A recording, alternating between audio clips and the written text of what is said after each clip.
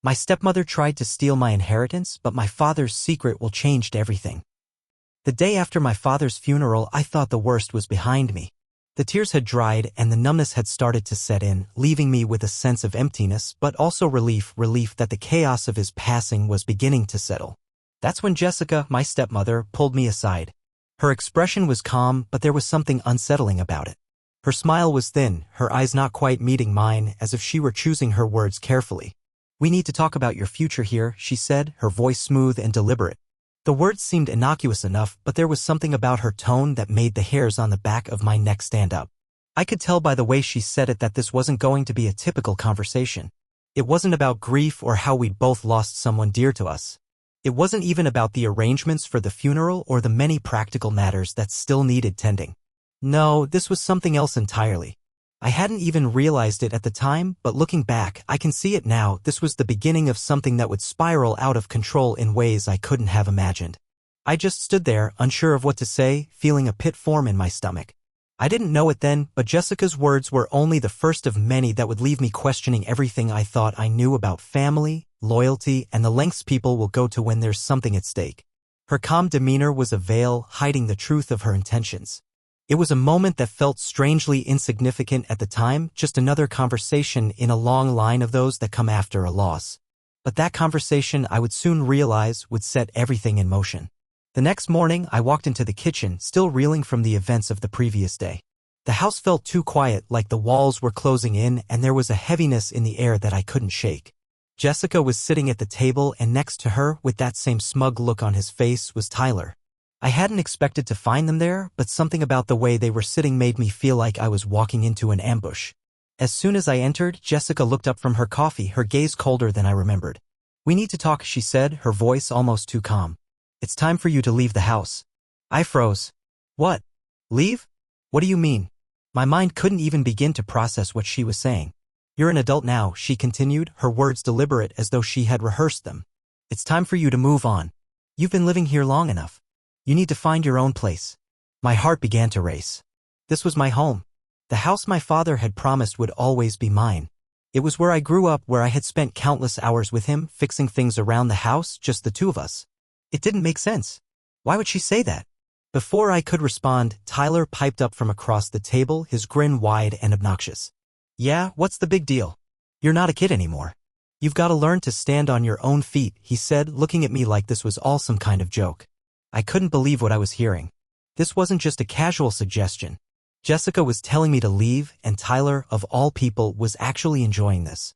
The look on his face told me everything I needed to know. They had already made up their minds about me. They didn't care about the memories or the bond one had with my dad. This was about something else. "Tyler, this isn't funny," I said, trying to steady my voice.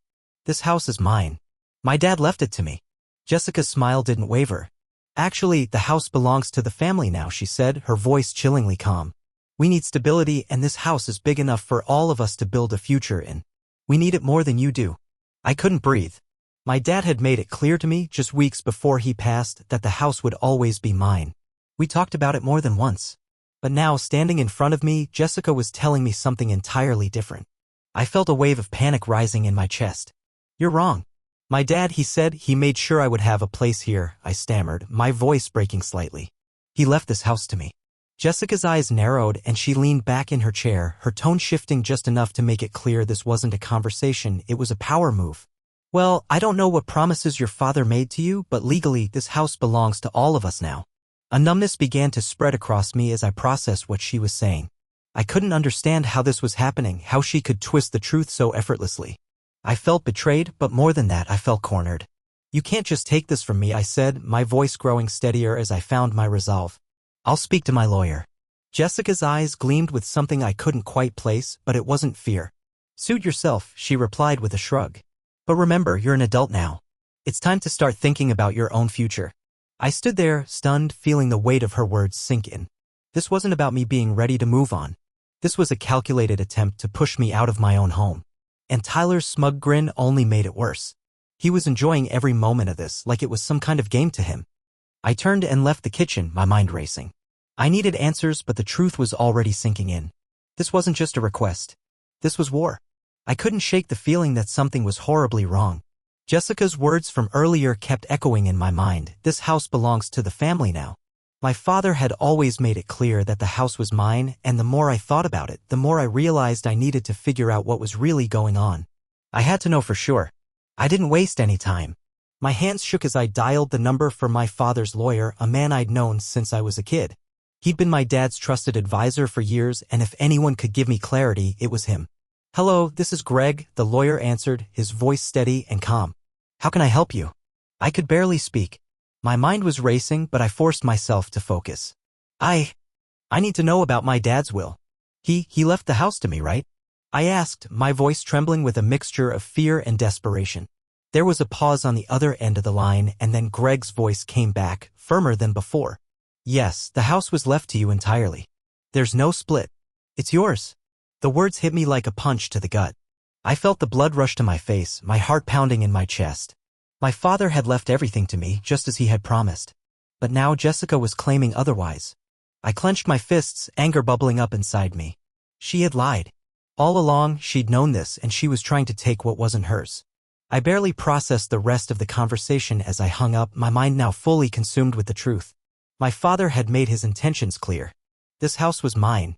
There was no debate. No question. But Jessica wasn't backing down. As if on cue, I received a message from her later that afternoon. The words were cold and calculating, as if she knew she was in control. "If you don't leave voluntarily, I'll make sure you regret it." A shiver ran down my spine. There was no mistaking it now. She wasn't just grieving the loss of my father, she was trying to take what was mine, and she was willing to do whatever it took to get her way. I took a deep breath, trying to steady myself. For the first time, I could feel the weight of the battle that was ahead of me. This wasn't just about a house, it was about my father's legacy, and I wasn't going to let Jessica steal that from me.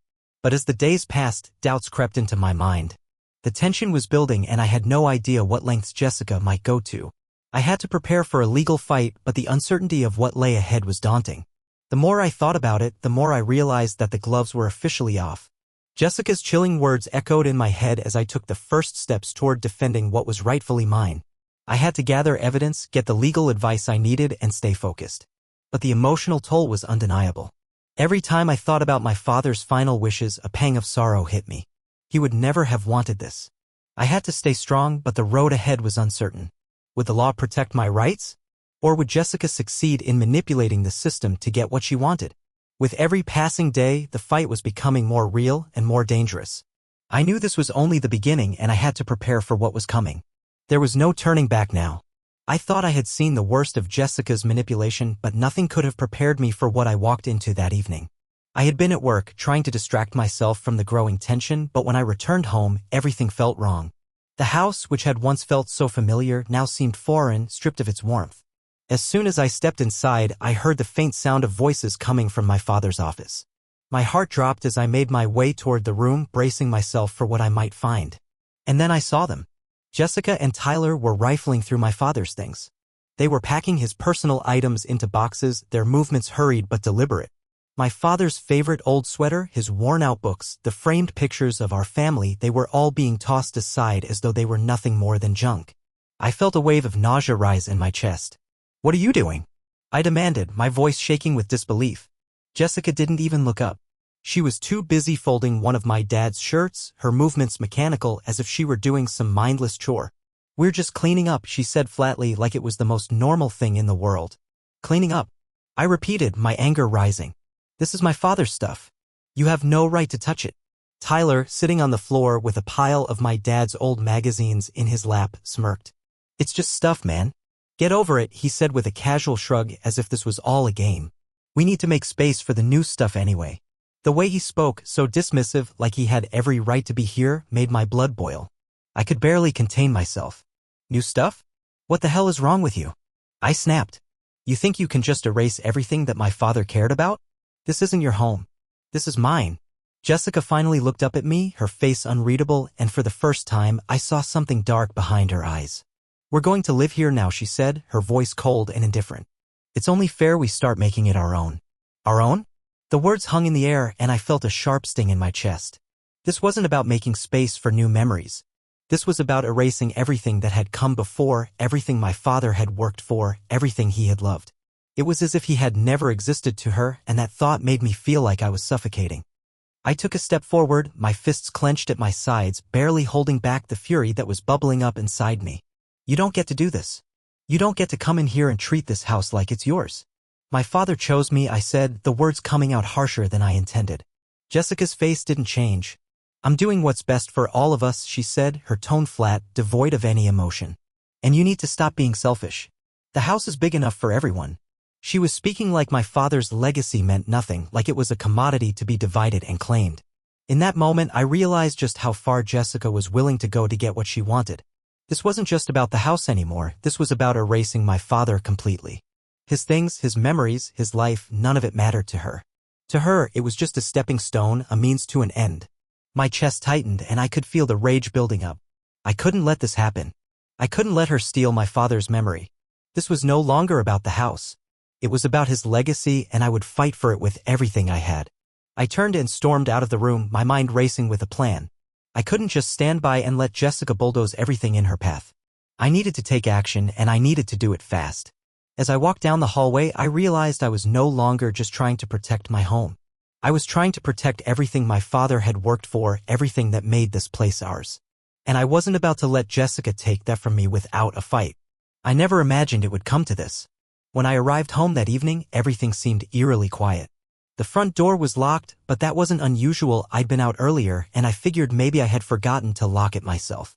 But as I tried to open it, I immediately realized something was off. The key wouldn't turn. I fumbled with it, thinking it was just a jam, but no matter how hard I twisted it, the door wouldn't budge. Panic started to creep in. I stepped back, thinking maybe I was losing my mind. But then I tried the back door, locked. The side door, locked. Every entrance to my own house was sealed. I felt a wave of disbelief wash over me, my mind racing to make sense of what was happening. Jessica and Tyler had done it. They had actually changed the locks. I stood there, frozen for a moment, staring at the house I thought I knew, a place that had always felt like home. And now it felt like a prison. I banged on the door, desperate, knowing it was useless. Jessica's cold face appeared through the window, looking at me with a detached indifference. What the hell is going on? I yelled, my voice shaking with frustration. Why are the locks changed? This is my house. She didn't even flinch. Her expression remained stoic as she calmly sipped her coffee. You shouldn't be here, she said, almost bored. You know, this house belongs to all of us now. I could feel my heart racing, the anger building with each passing second. I was locked out of my own home, and she was treating it like she had every right to do so. Tyler appeared behind her, leaning against the doorframe, his smirk wide and mocking. You should have listened, he said. You've overstayed your welcome. I wanted to scream, to fight back, but I knew I couldn't do that, not now. I had to stay focused. There was something more at stake here than just the house. My father's legacy, his memory, it was all being taken from me piece by piece. And I wasn't going to let that happen. I left, my fists clenched in frustration. I needed to think, to figure out my next move. I didn't have the legal power to change the locks, but I sure as hell had the right to protect what was mine. As I walked down the street, I could feel the walls closing in around me, the weight of the situation sinking in. Once I got to my friend's house, I went straight to work. My phone buzzed incessantly with messages from Jessica, each one more condescending than the last. But I didn't have time for that. I needed answers. I needed to know everything my father had done, everything that could help me fight this battle. I dug through old boxes in the attic, looking for anything that might give me a clue about my father's will or his intentions. Paper after paper, envelope after envelope, but nothing stood out. It was all just old bills, letters, receipts. Then, as I pulled out a dusty folder from the back of the box, something caught my eye, a small, folded note that looked like it had been placed there on purpose. It was yellowed with age, the handwriting familiar. I opened it carefully, my heart pounding in my chest. It was a note from my father. If anything happens to me, trust no one except my lawyer. The words hit me like a ton of bricks. My father had known. He had known something wasn't right, and he had prepared for this. I stared at the note for what felt like an eternity, trying to make sense of it. It wasn't much, but it was enough. My father had left me a message, a warning. I wasn't alone in this fight. He had anticipated that something like this could happen, and he had made sure I was protected. I wasn't just fighting for a house, I was fighting to protect my father's memory, his wishes. I felt a spark of hope ignite within me. It wasn't over. Not yet. I wasn't going to let Jessica erase everything my father had worked for. I now had something to hold onto, a piece of evidence that could tip the scales in my favor. This fight wasn't just about property. It was about honoring my father's legacy, and with this note I had a foothold in the battle that lay ahead. I called my lawyer, the one my father had trusted, ready to take the next step. I was done being pushed around. It was time to stand my ground. The discovery of the note gave me renewed strength. I wasn't going to let Jessica take everything from me without a fight. The final day of the battle had arrived and everything had led to this moment. My heart was racing as I sat in my lawyer's office, staring at the document he had just uncovered. It was a second will, one my father had written just before his death. I could barely breathe as I scanned the words. The house, the one Jessica had claimed for herself and Tyler, was explicitly left to me. No one else had any claim. The document was clear. But despite the relief I felt, there was an unsettling weight on my chest. I looked up at my lawyer, my mind spinning. This should be enough, right? I asked, but even as the words left my mouth, I knew the answer. Jessica had already covered her tracks, and I could feel her manipulative presence looming over me. I don't know, my lawyer said grimly, tapping the document in front of me. We need to get to the heart of this. If Jessica contests the will, things could get ugly. But even as my lawyer spoke, something else was gnawing at me. I had been so focused on the house, on protecting what my father had left me, that I hadn't stopped to consider what else Jessica might have been hiding. The pieces of this puzzle didn't fit together yet. There had to be more. That's when the darkness started to unfurl. I dug deeper, going through old financial records and medical documents, searching for anything that might explain Jessica's desperate need to control everything. That's when I found it. A life insurance policy taken out on my father, naming Jessica as the sole beneficiary. The shock hit me like a blow to the stomach. Why hadn't I seen this before? How could I have missed it? Jessica had been playing a game far darker than I could have imagined.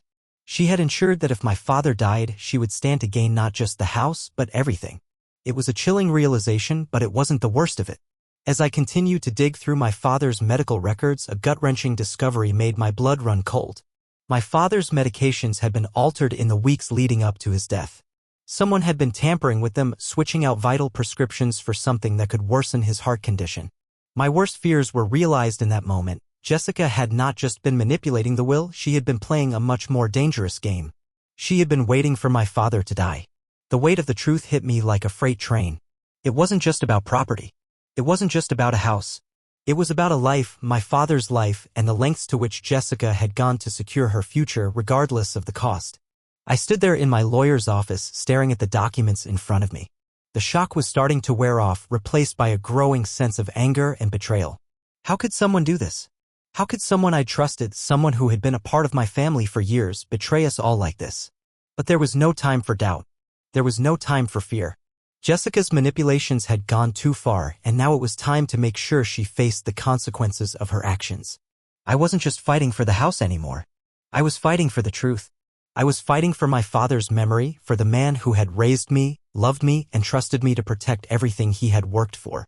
This fight was no longer about property or money. It was about justice. The next few days were a whirlwind of meetings, legal battles, and back-and-forth accusations.